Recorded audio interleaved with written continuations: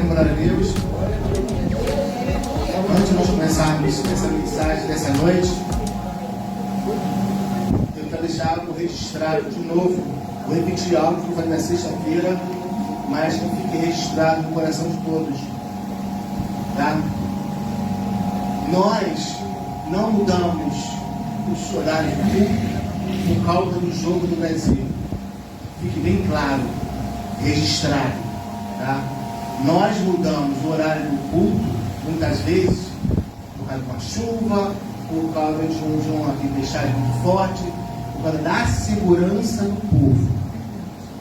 Porque muitas vezes, o jogo do Brasil, está a Danusa sozinha aqui, andando por ali, a probabilidade de ela ser assaltada por qualquer um de nós é muito grande. Então, nós mudamos o horário do culto, ou às vezes não tem culto, por causa da segurança do povo de Deus. E a palavra de Deus diz: não tentará o Senhor teu Deus. Então, fique bem claramente. Por que estou dizendo isso? Porque eu vi um debate, estava no carro, passei dentro, eu vi um debate sobre isso. E as pessoas batendo martelo em cima dos pastores ou das igrejas que mudam o horário do jogo, o horário do culto por causa do jogo. Eu falei, não. As pessoas elas têm que ter um pouco de entendimento e sabedoria em Deus. Porque geralmente muitas pessoas elas têm carro, muitas pessoas não vão a pé para suas casas. Tem aqueles que vão, tem aqueles que não têm carro, tem aqueles que precisam de condições e não têm condução. E às vezes pegam condução, cheio de gente fazendo bagunça, cheio de gente triste, bêbada. E aí? Então o nome disso é segurança. Não tentará ao Senhor teu Deus. Então que fique registrado isso, gente. Isso eu nem perguntar para você, pois a tua igreja mudou o horário do culto para o jogo? Não. É porque os pastores da minha igreja, eles zelam para as suas ovelhas.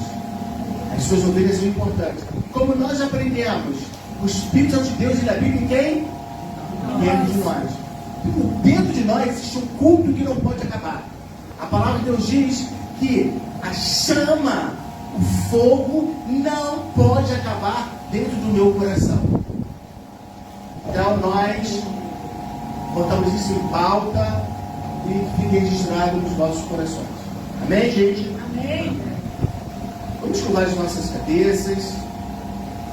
Obrigado, Senhor, por mais uma vez estarmos ministrando a Tua palavra para o Teu povo. Que o Teu povo possa, Pai, ouvir, não meramente escutar, mas que possamos colocar em prática a imensidão do Teu amor. Em nome de Jesus. Queridos, eu quero falar hoje sobre algo que já estamos martelando, porque viemos falando sobre o Espírito Santo de Deus, viemos falando sobre salvação, viemos falando sobre fé. Semana retrasada, semana passada que pegou foi a missionária Rose, e antes da Rose estava ministrando sobre Efésios capítulo 2, verso 8. Amém? Amém ou não amém? Amém.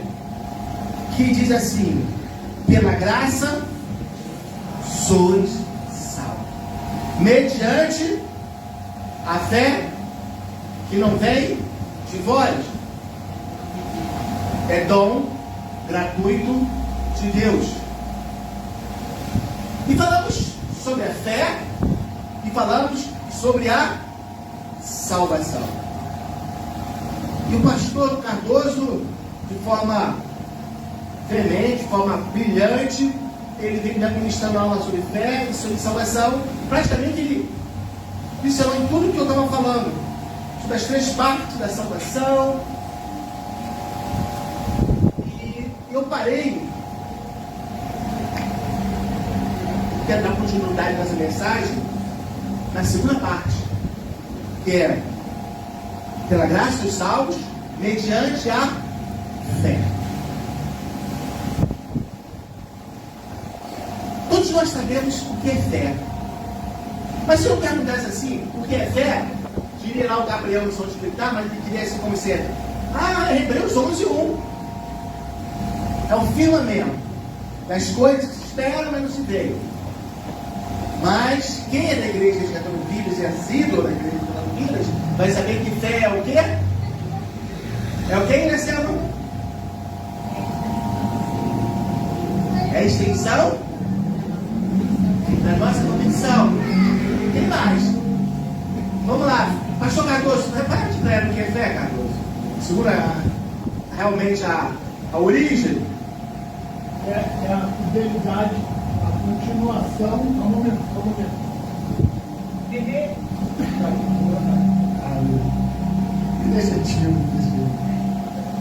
Fé é a fidelidade, a sequência, a continuação de que Deus está agindo na tua vida e Ele está te protegendo.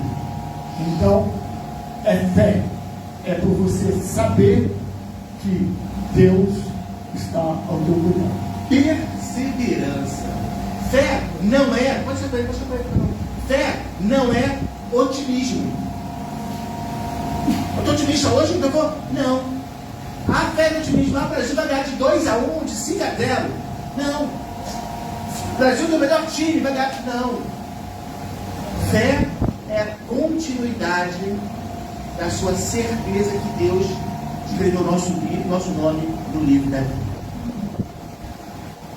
Fé é confiar na palavra de Deus, na palavra que foi liberada por Deus. Então esse versículo, esse Efésios capítulo 2, verso 8, ele tem que ficar gravado dentro de mim e dentro de você. Como que é o versículo? Todo mundo lembra? Quando eu tirei, apaga aí. Bota no 10. Isso. Vamos lá, gente. Efésios capítulo 2, verso 8 diz o quê? A igreja toda? Não, lendo não, Marcelo. Lendo é fácil. Não, nós estamos chateados. Tira daqui para ninguém ver. Mas tem que estar gravada dentro dos nossos corações.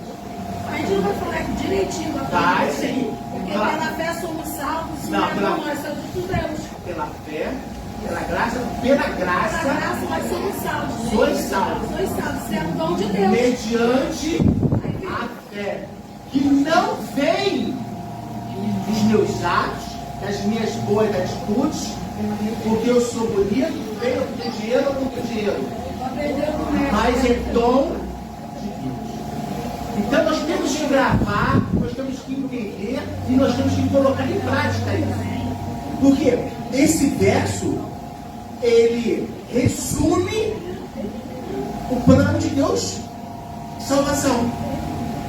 Esse versículo, ele resume o plano de Deus, a intenção de Deus para comigo e para contigo. Porque, como Carlos gosta de falar mesmo aqui, ele diz que a graça não é de graça. E essa palavra é muito interessante. A graça, pode escrever aí, ó. A graça não é de graça. Por que não é de graça? Porque o sangue de Jesus Cristo pagou.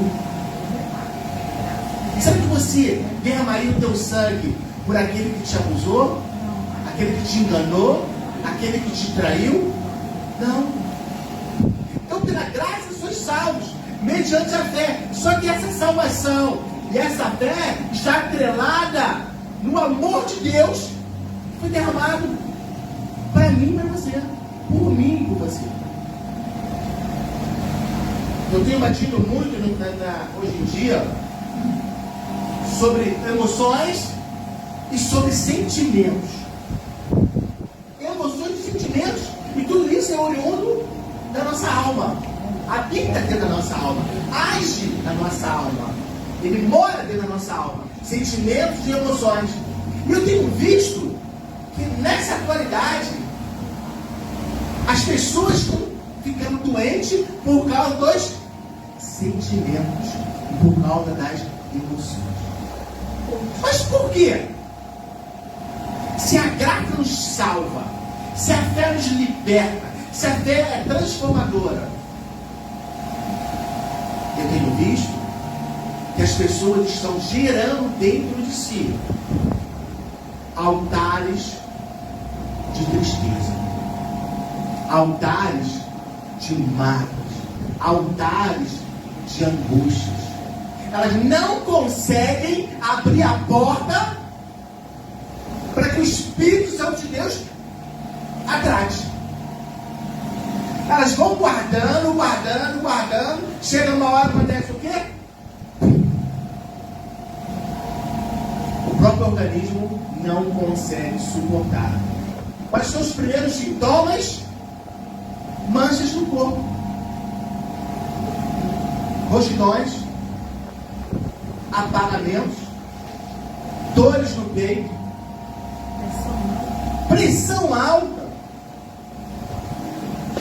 E tudo isso é no corpo. Então as emoções, ela tem que externar de uma forma. Mas pastor, o que tem isso a ver com a palavra de Deus? Tudo pela graça de Deus. Ele te salva de tudo isso. Mas é preciso, como nós temos pregado, gente, o Espírito Santo de Deus, ele mora onde? Dentro de mim e dentro de você. Ele mora dentro de nós e não nos dá liberdade para que outro inimigo venha entrar e morar.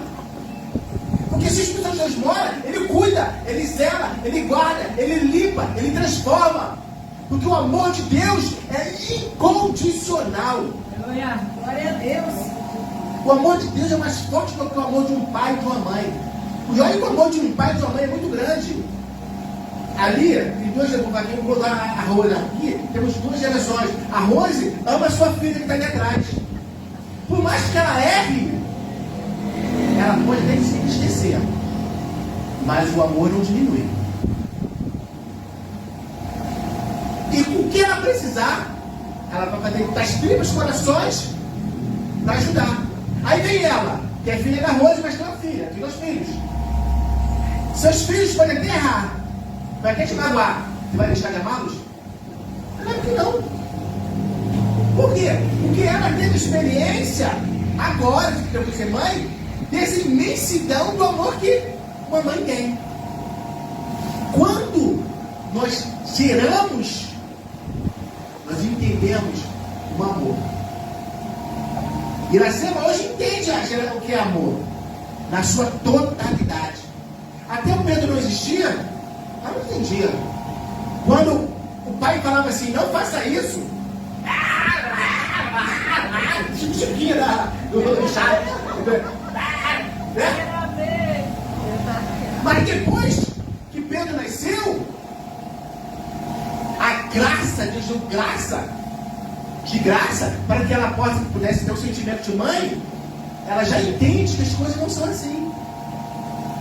As coisas já mudam por quê? Porque a graça de Deus, ela nos envolve, ela nos protege, ela nos guarda, independente das nossas atitudes. Porque isso, pastor, eu não entendi. Por isso que Deus, mesmo quando você está lá, seguindo outros deuses, mesmo quando você está lá, no meio da bagunça, mesmo quando você está lá no meio do pecado, Ele não te deixa lá. Ele vai lá. O homem de branco, ele vai lá. Esse é ele. Glória a Deus. Aleluia, Jesus. Eu lembro quando eu me converti, teve um dia que eu estava tão triste. Estava na igreja. Aí fui no baile da Portuguesa. O pastor era aquele modelo. Eu estava no baile da Portuguesa. 18 anos, eu fui no baile. Mas, sabe, já não era igual como outrora. Mas eu fui. Aí vi os amigos, nossos colegas. Aí, de repente, alguém chegou para mim e falou assim, não estava na igreja? Aí eu já lembrei de Pedro. Quando Pedro negou Jesus 3 vezes. Alguém chegou para mim e falou isso para mim. Aí eu descambei para o outro lado. Aí outra pessoa falou a mesma coisa. Acho que eu também está perdido. Eu disse. Aí, não acredito. Aí fui para cá.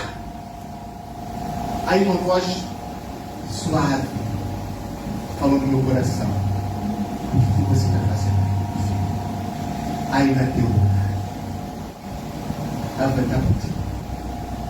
Gastei, daqui dia vai lembrar que eu gastei um dinheiro, como se fosse hoje, R$100, porque eu queria um show. Eu fiquei 10 minutos lá dentro. Gastei R$100, que saiu de antes de dar uma pizzaria. Mas onde eu quero chegar, meu amados?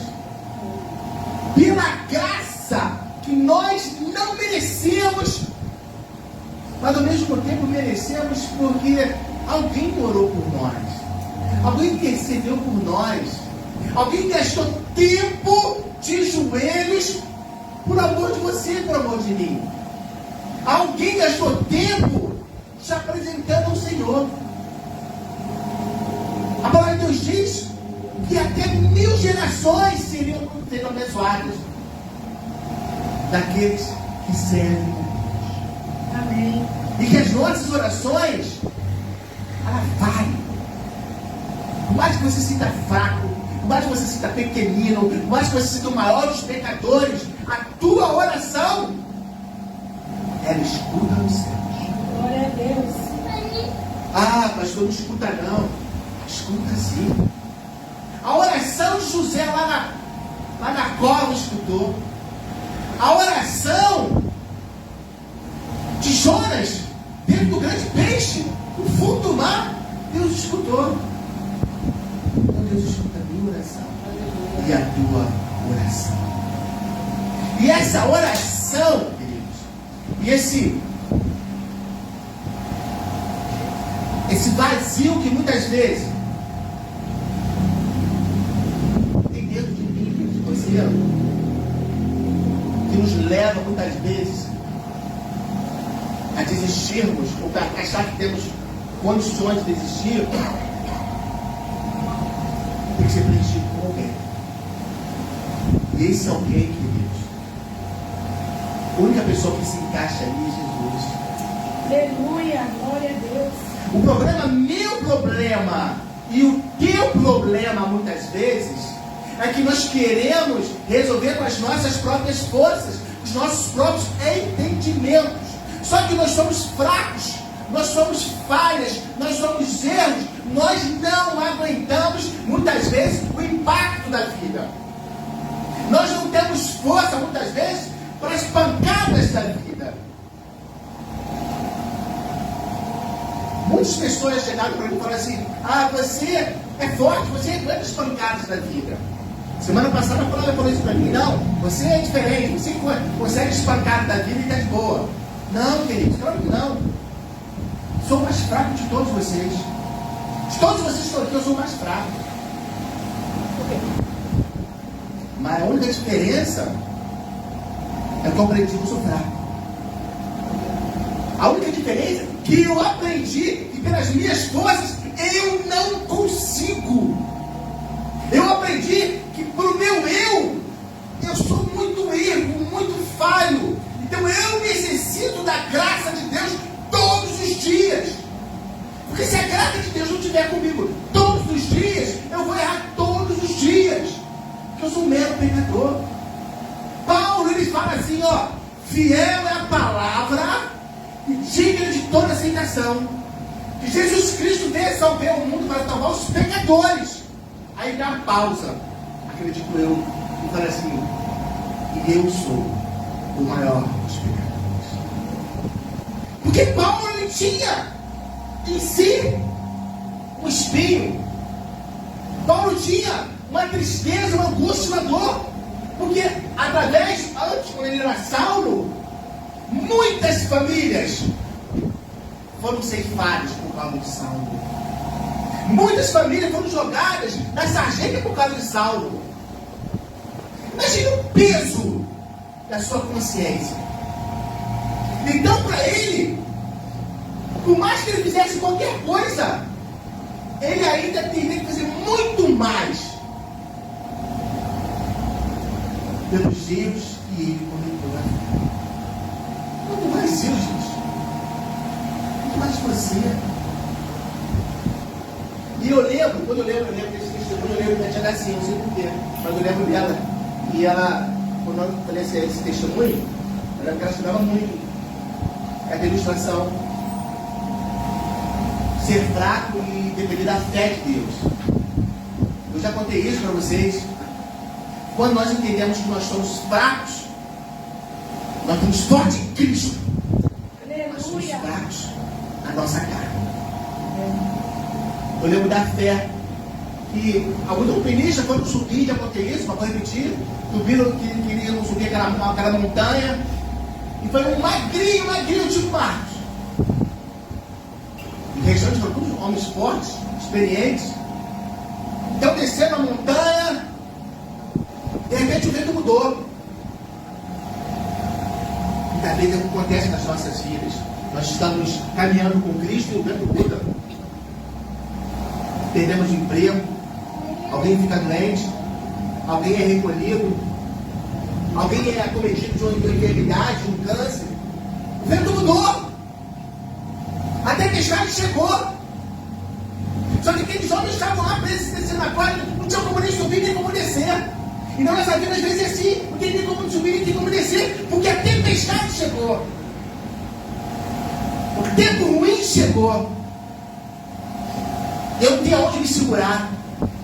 Porque as pancadas, o vento são muito fortes.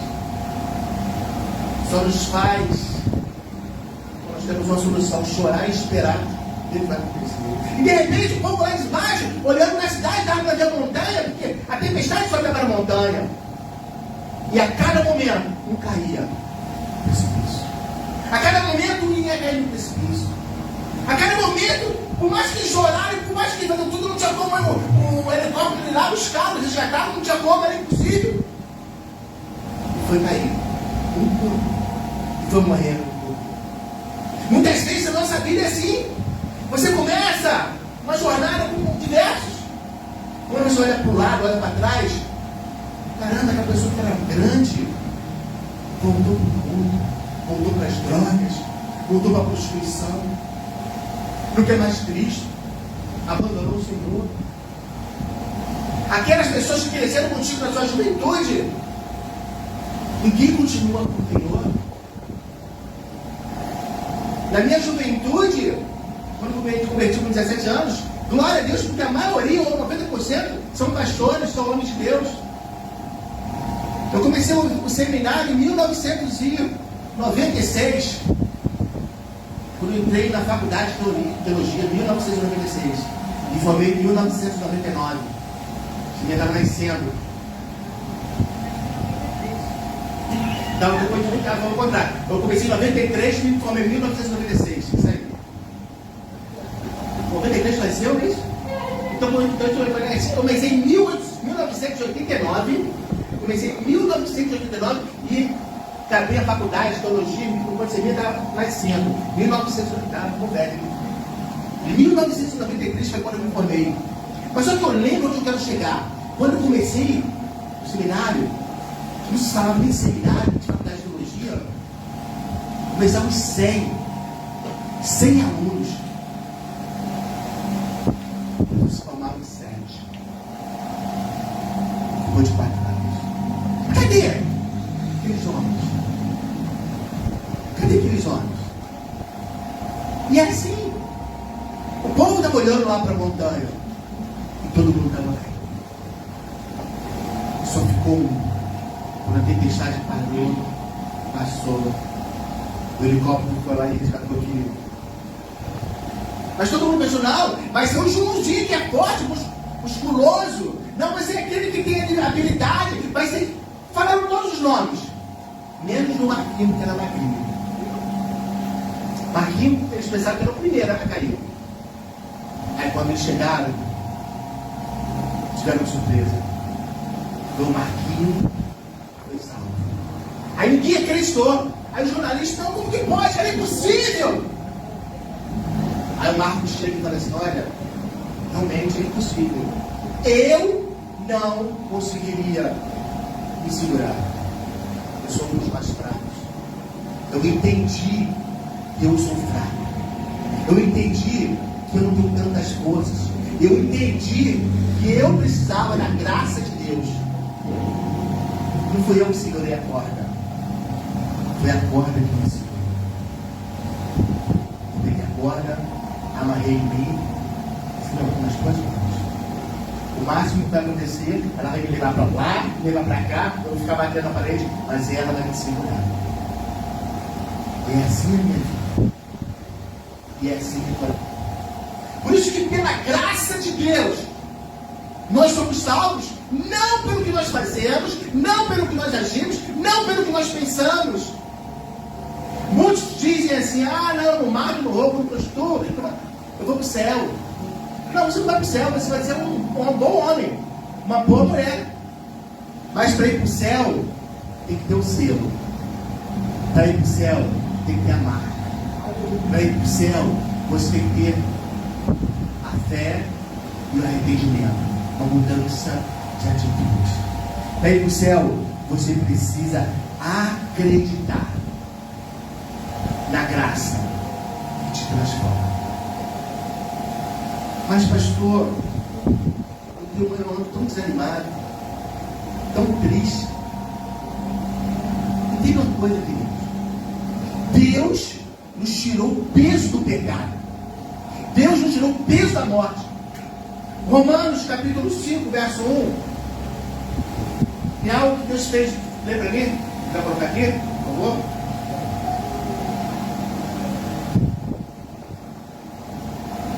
Romanos capítulo 5, versículo 1. Tendo sido, pois, justificados pela fé, temos paz com Deus, por nosso Senhor Jesus Cristo. Nós fomos justificados. Pastor, que palavrão é esse, pastor? Olha, eu ia para o inferno, mas o sangue de Jesus Cristo pagou a minha sentença, a minha punição. Nós temos acesso a Deus devido a esse fato. Efésios 3:12.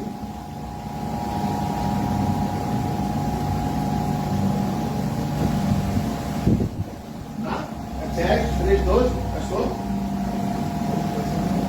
No qual temos ousadia e acesso com confiança pela nossa fé nele. Então, nós temos acesso a Deus, acesso ao Pai. Nós temos acesso à salvação devido à graça, ou seja, o amor de Deus para comigo e para contigo. Você não está sozinha, eu não estou sozinho. Existe um Deus que está conosco 24 horas. Não nos conformeis com as coisas, mas acreditar que Deus está conosco. 1 João 5,4. Deus nos dá a vitória todos os dias. Porque todo filho. 1 João 5,4. Porque todo que é nascido de Deus vence o mundo. E esta é a vitória que vence o mundo: a nossa fé. Gente, todos que é nascido de Deus. Nós vimos aqui a regeneração agora, o pastor falando, o novo nascimento, quando você tem o Senhor Jesus Cristo como o único sujeito salvador. O novo nascimento que Nicodemos fala, nem nascer da água e do Espírito. O novo nascimento é de você começar uma nova história. Então todos os dias Deus nos dá um presente. O que eu vou fazer com um presente de você? É a sua escolha. Mas Ele não invalida o seu amor por nós. Pelo contrário, Ele está conosco todos os momentos. Amém, queridos? Hebreus 11:6. E isso tem que ficar em nossos corações. Pela fé, ou sem fé. Ora, sem fé é impossível agradar-lhe, porque é necessário que aquele que se aproxima de Deus creia que Ele existe e que é galardoador dos que o buscam. Interessante que a gente fala só as coisas boas, né? Mas vamos falar as coisas ruins. Porque geralmente no curso fala só as coisas boas, tem que ter isso. E quando eu não tenho isso? E quando eu não tenho fé? E quando eu não tenho graça? E quando eu não deixo que a graça aconteça na minha vida? E quando eu não tenho salvação? O que implica a falta de fé na minha vida? Pastor, o que implica? João 3,18. Primeira coisa, a condenação. Quem não crê já está. Vamos lá? Pastor? Quem crê nele não é condenado, mas quem não crê já está condenado, porquanto não crê no nome do unigênito Filho de Deus. Quem não crê que Jesus Cristo é o Senhor e Salvador de sua vida, já está condenado. Não sou eu que estou falando, fique bem claro. É a palavra de Deus. Glória a Deus. Vida, ele tem uma vida de medo e ansiedade. Tudo te preocupa, tudo te deixa nervoso, tudo te faz largar. Mateus 6,30.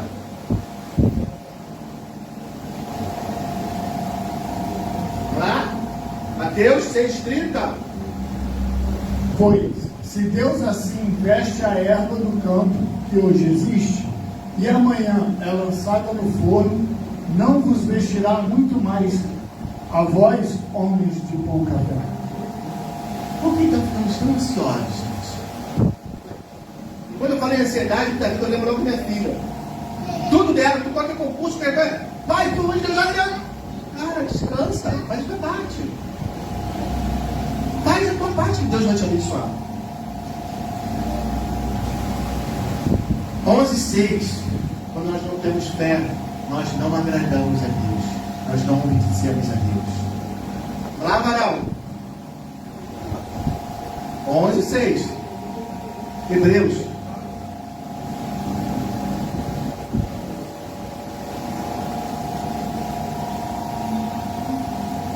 Ora, sem fé é impossível agradar, porque é necessário que aquele que se aproxima de Deus creia que Ele existe e que é galardoador dos que o buscam. Sem fé é impossível agradar a Deus. Fé não é sentimento. Fé é uma decisão. Fé não é emoção. Fé é decisão. É ação. É atitude. É continuidade. Hoje você pode escolher crer que o sacrifício de Jesus foi suficiente para você, ou você não pode não crer. Mas eu te digo, o sacrifício de Jesus Cristo, a graça de Jesus, o amor de Jesus é suficiente para te salvar, é suficiente para te levar ao céu, é suficiente para mudar a minha história e mudar a tua história. Eu posso ouvir um glória a Deus, querido? Glória a Deus. Isso é muito importante. E esse versículo, ele começa Efésios 2:8, pela graça sois salvos, mediante a fé que não vem de nós, não vem de vós. Aí ele diz assim, mas é dom de Deus. E quando ele fala, mas é dom de Deus, é tão bonito, porque dom é algo que é de Deus para as nossas vidas e nas nossas vidas, e vai gerar em outras vidas uma mudança. Olha só, é de Deus que age em nós e vai gerar em outras pessoas nova graça, novas bênçãos. Não é meu. Repetindo, é algo que não é meu, é de Deus. Pela graça dele, ele deposita na minha vida. E através desse depósito na minha vida, vai gerar em outras vidas graças, bênçãos. Então nós fazemos parte do processo, do projeto, da ação de Deus na salvação do próximo. Amém, queridos? Eu e você somos importantes na salvação do próximo, na salvação da tua mãe, do teu pai, do teu irmão, da tua família. Por isso que Paulo fala, sede meus, como eu sou de Cristo. O que é dom? Dom é um presente, é um carisma, é charíssima no grego, não é salário, não é troca, é algo dado de graça por Deus que não foi de graça. O salário do pecado é a morte. Mas o dom de Deus é a vida. Pare e pense, queridos. Nós temos, desde o nosso nascimento, que é um marco, e nós não sabemos o marco terminal, para decidirmos a nossa eternidade. Uns têm 10, 20, 50, 100 anos, outros têm poucos tempos. Mas esse período que nós não sabemos é onde nós marcamos a nossa eternidade. O que nós temos feito com a nossa vida? O que temos feito com a nossa eternidade? É a nossa eternidade que está em questão. É a nossa eternidade. Ei, olha para mim, gente. É a nossa eternidade que está em jogo. É a tua eternidade que está em questão. Não são 10 anos, 5 anos, olha para trás, nossa, é muito rápido. É a tua vida eterna. E não somente a tua vida eterna, a vida eterna dos teus filhos, das pessoas que te odeiam.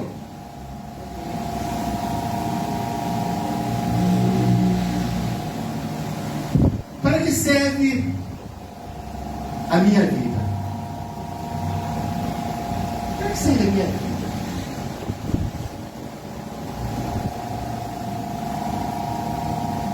Para que serve a sua vida? Pergunta forte, né? Para que serve a minha vida? Para que serve a tua vida? Ela serve muito. Porque através da minha vida e da tua vida, muitas outras vidas chegarão ao Senhor Jesus e serão salvas, serão transformadas pelo poder de Deus. Glória a Deus, aleluia. Então nós temos que, dentro de nós, deixar que a mudança, o dom, o amor, a graça, venha tirar muitas coisas. E a primeira coisa que ela tem que tirar é tirar o meu orgulho. Tirar o meu orgulho. É achar que nós somos imbatíveis, que somos o cara. Efésios 2,9 diz isso. A minha vida serve para segurança. Pode contar. Ninguém arrebata da mão de Deus. Guarde isso no teu coração. Ninguém arrebata da mão de Deus você. Ninguém pode tirar você das mãos do Senhor. Porque o sangue de Jesus Cristo te purifica. Ele te sela. Ele te dá vida.